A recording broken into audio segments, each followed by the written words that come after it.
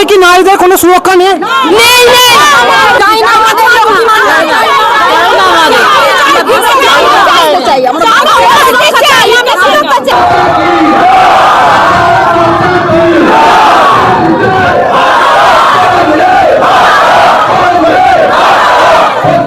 আমরা দেখছি এখানে সুকান্ত মজুমদারকে আশা কেন্দ্র করে এখানে বিশাল কর্মী সমর্থকরা এসেছে।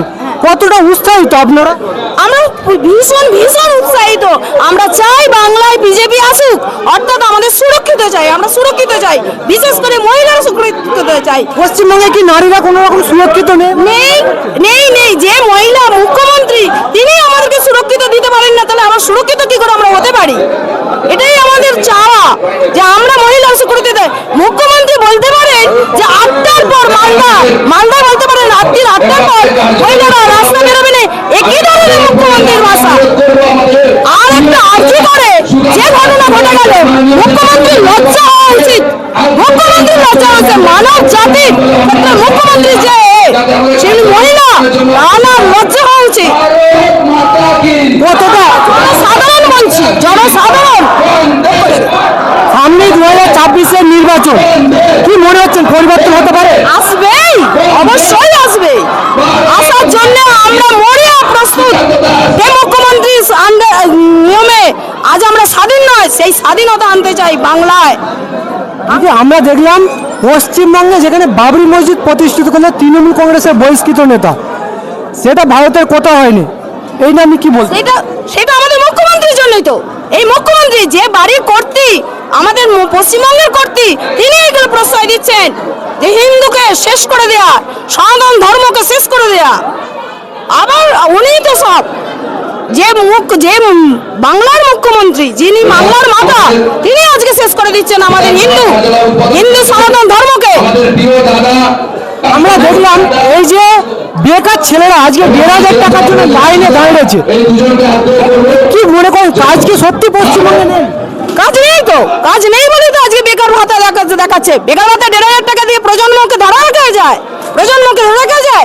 একটা ছেলের 1,500 টাকা তার সংসার চলবে না, সে সংসার করতে পারবে না, তার মাকে খাওয়াতে পারবে। এটা কি আমাদের পশ্চিমবঙ্গের লজ্জা? লজ্জা লজ্জা মানে এরকম নির্লজ্জ মুখ্যমন্ত্রী আর কোথাও নেই। মুখ্যমন্ত্রী এই যে নির্বাচনের আগে যেখানে লক্ষ্মীর ভান্ডারে কিছু টাকা বাড়ালো, বিজেপি তার বিরুদ্ধে পরিকল্পনা কি আছে? বিজেপি আসলে বাড়াবেন সবই ঠিক, তার আগে উনি আমাদেরকে এটা নারী সুরক্ষিত দূরের কথা, নারীকে অবহেলিত ভাবছেন। অবহেলিত ভেবে ভাবছেন যে ওই টাকা বাড়িয়ে দিলে আমাকে ভোট দেবে, ভোট দিয়ে উনি নিজের গদি আগলাবেন। গদি আগলে কি সন্ত্রাস তৈরি করবেন, ওনার এটাই হচ্ছে কাজ।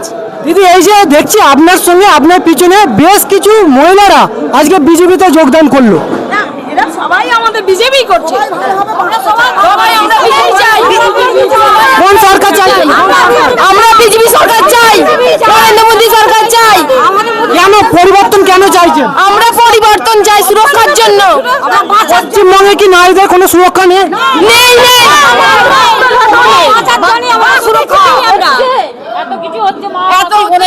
এত কিছু অত্যাচার হচ্ছে, সেই অত্যাচার থেকে আমরা বাঁচতে চাই। এরকম টাইপের অত্যাচার?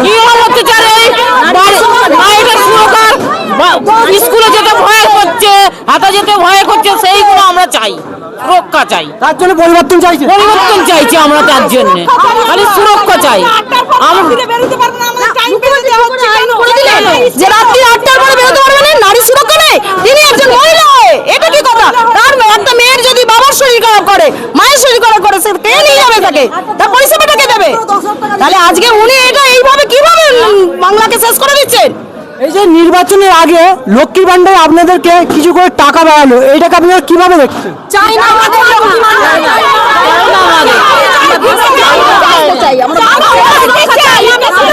আপনাদের ছেলে মেয়েরা কাজ করে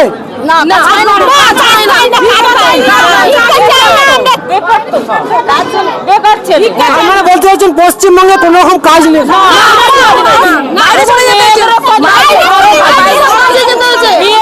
বাংলার কাজ নেই, বাইরে গিয়ে তাদেরকে কাজ করে রোজগার। আপনাদের ছেলে মেয়েরা কি পরিযায়ী শ্রমিক হয়ে আছে? 2026 আপনারা মুখ্যমন্ত্রী হিসেবে কাকে দেখতে চাইছেন? আমরা মোদিকে দেখতে চাই। মোদিকে দেখতে চাই। মোদির নিয়োগের লোককে দেখতে চাই। মানে আপনারা চাইছেন বিজেপি যে কোনো একজন হলে আসুন আসুন। ডবল ইঞ্জিনের সরকার চাই আমাদের। ডবল ইঞ্জিন সরকার চাই। এই যে আমরা দেখলাম এসআইআর যখন হলো বেশ কিছু নাম বাদ গিয়েছে, তার জন্য বলছে এটা বিজেপি ইচ্ছাকৃতভাবে নাম বাদ দিচ্ছে, এটা কি বলবেন? না, যে ভারতীয় থাকবে তার নাম বাদ যাবে না। যে ভালো চাইবে, ঠিকই বলছে, ভালো চাইবে তাকেই আমরা দেবো।